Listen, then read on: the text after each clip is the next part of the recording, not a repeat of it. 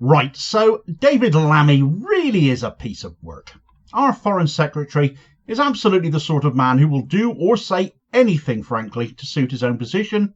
He'll change face depending on who's in charge or who he's talking to, and it's how he can go from a backbench voice under Corbyn, acting like a born-again socialist, to entering the shadow cabinet and now government of Keir Starmer by bidding everything he said he stood for previously.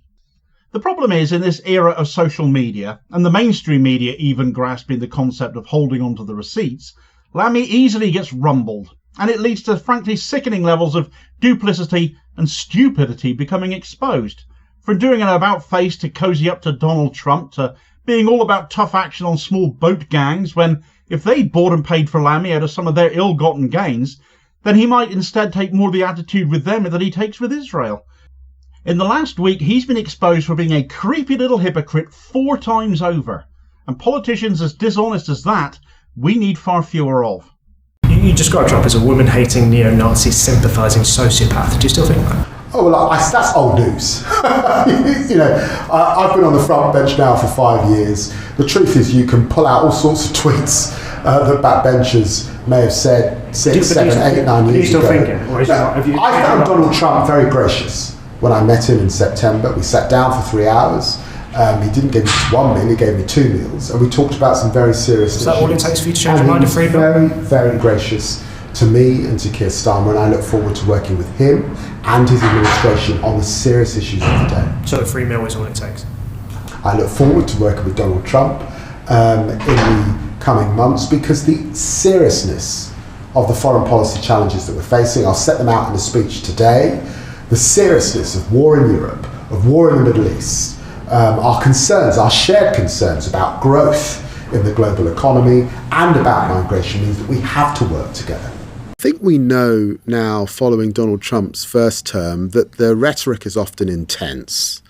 The language is not what I might use or Keir Starmer might use, but sitting behind that is something serious. I suspect that Donald Trump is concerned about what he sees in the Arctic and the behaviour of Russia and China and their designs on Greenland, where there are, of course, US troops and a US base. He knows that Greenland is a kingdom of Denmark. He knows that there is a debate within Greenland. The Prime Minister has set it off around their own self-determination. Behind this is national economic security for the US and actually for the global community. That's the serious issue that sits behind the rhetoric.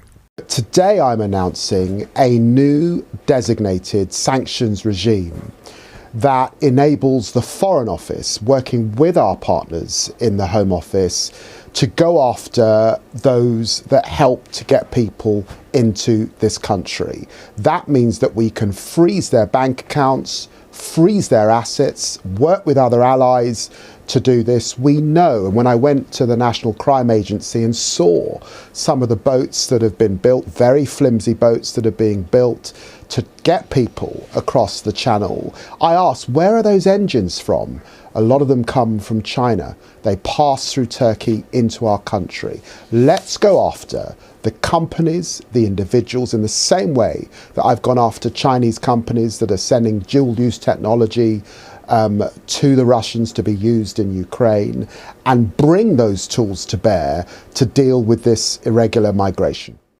Right, so not only has David Lammy managed to expose himself as a hypocritical creep this week, he's managed to do it on camera on at least 3 of those occasions, not only making himself look a complete mug, and I thought ITV's Shehab Khan made a particularly good job of exposing just how easily Lammy is bought and paid for. Was a meal or 2 all it took for you to go from Donald Trump being a woman-hating, neo-Nazi, sympathising sociopath to being very gracious? And the answer, it would appear, to be yes. But then you have to remember that when Lammy said that, Jeremy Corbyn was still leader, so he laughed it off as old news.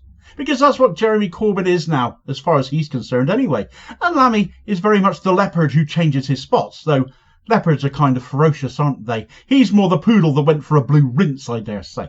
You can pull out any of my old tweets with the inference and they won't matter anymore because they're old, and my position has changed because I have more faces than a town clock, and that is very much the impression you get, isn't it? A man of zero conviction, who only holds political beliefs for as long as they are a benefit to him, And the moment they no longer are, they'll be dropped faster than one of Donald Trump's hot dinners.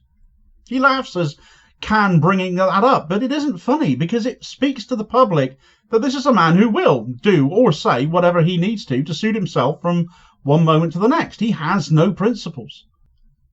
The next example, though, is even more stupefying. As you may or not be aware, but I'd suggest more likely you are, because it is the sort of unhinged idiocy that comes from Donald Trump, the sort of thing that earns him a public rinsing, the things that content creators on all sorts of platforms are having fun with no end, exposure being utterly stupid as he is. Little Donny wants to buy Greenland. It's a strategic asset for the US, he thinks. We need it very badly. Denmark should give it to us. There are Russian ships and Chinese ships all over the place. The people of Greenland would love to become a state of the USA, and so on and so forth, as the overinflated Cheeto waves his tiny orange hands around. There is discussion about Greenland becoming independent of Denmark. It is Danish territory regardless of what Trump thinks. And recent polling in Greenland has indicated they'd rather join the EU as a sovereign state in their own right than become the next state of the US. But to try and defend Trump over this drivel, well, only David Lammy could or would. Live on LBC, as the aforementioned clip showed. Could he possibly defend Trump's comments? I mean, Denmark is only just across the water. They can probably hear you from the LBC studios, Dave, you Burke. Sure, join Trump in his conspiracy theorism. Indulge him. Just bow a bit lower. Kiss his boots whilst you're down there. This getting down on your knees nonsense to play well to foreign governments is frankly embarrassing. And you've got Rachel Reeves doing exactly the same thing in China right now. Rachel from accounts, as she's become known as, tanking the pound and borrowing rates now almost as high as they were following the 2008 financial crash. And she's sodded off to China to kiss boot too. Anyone would think she's hiding from something, to be honest with you. She's clearly suffering from a bit of sleeplessness by the look of it. Prickling of a conscience somewhere in there. Possibly. Maybe. Or not. At any rate, there is only one reason Trump wants Greenland, and that is because there is vast rare earth metal and mineral wealth there, and Musk wants it for his exploding cars. Buy into that conspiracy theory about Russia all you like, Lammy. You're craven, and we see you. Third on his list is a departure from kissing Trump's backside, though, but no less worse. And this is him making a pledge to crack down on the small boat gangs by saying he's going to go after China. Well, that's going to help Rachel Reeves out no end in her bootlicking, isn't it? By implementing a new sanctions regime against them, apparently. He can sanction something, and apparently it's the people or companies who build the boats the people smuggling gangs are apparently using to get people across the channel. And these are, according to him, based in China. You'd think these smugglers could find boats closer to home, though, wouldn't you? Now, aside from the obvious solution to all of this, which is just put the people traffickers out of business by opening a safe legal asylum route and sod where they're getting the boats from, actually, an asylum route of which one hasn't existed in this country now for more than 20 years, negotiate a new EU returns policy so we don't need to house all of those people coming here and claiming asylum, as is still currently the case since we Brexited, and perhaps stop interfering in foreign wars that are creating said refugees. That might be worth considering, perhaps. If Lammy wants to talk about introducing a sanctions regime, though, then I'd wager a good chunk of the British populace will be asking, nay, screaming, functionally, why he's focusing so much on Chinese boat builders and not sanctioning a state that has literally been committing genocide for 16 months now. How he can stand there and boast about introducing a sanctions regime when the only thing that should be the focus of sanctions right now, BDS, boycott, divestment and sanctions, is the genocidal apartheid state of Israel. But then Lammy has pressed the flesh there too, doffed his cap and taken Israeli cash, essentially buying themselves immunity from sanctions, donating to Labour figures, including Lammy himself, of course. But then there is the fourth matter, of which I didn't show a video clip of, although he has been asked about this on film. And this is one that may be about to bite him on the backside. This came out in relation to the aforementioned people smuggling gang sanctions, because he was put on the spot over this on Good Morning Britain about the prospect of people from Syria being allowed back here for their own safety following the fall of the Assad regime. And this, of course, brought up the most well-known figure being held in detention in Syria for being a part of Islamic State, Shamima Begum, who, despite bebeing born here in the UK and indeed being groomed here in the UK by ISIS, has had her citizenship stripped and was left to languish in a Syrian prison camp. Lammy was all, she's not coming back here on GMB, but events in Syria might end up changing that, of course. Her detention camp, Al-Roj, is in the north of Syria, in Kurdish territory, and the Kurds are fighting Turkey right now. Clash is breaking out ever since the fall of Assad, more and more, although they've been ongoing for quite some time before that. It is reportedly reaching a point now, though, that if the Kurds are presented with a choice between guarding the camp and protecting their own homes, as is now looking increasingly likely, they're just going to let the prisoners out, including Begum. This could show Lammy and all those demanding she be kept out of Britain up royally in, well, one of two ways as I look at it. On one hand, where the UK want good terms with the new HTS-led Syrian administration, we may be obliged to bring her back to keep them sweet, and so Lammy will be eating great big chunks of humble pie over that. Given Begum was ISIS, though, and so many of HTS's forces are formerly ISIS and Al-Qaeda themselves, they'd be possibly unlikely to lock her up again, in my view, when she was one of them. Heck, her better option might be just to rejoin them, when if she was brought back here she could answer for her crimes, or be rehabilitated as the victim she also is, but could end up being driven back into the arms of those who groomed her to begin with.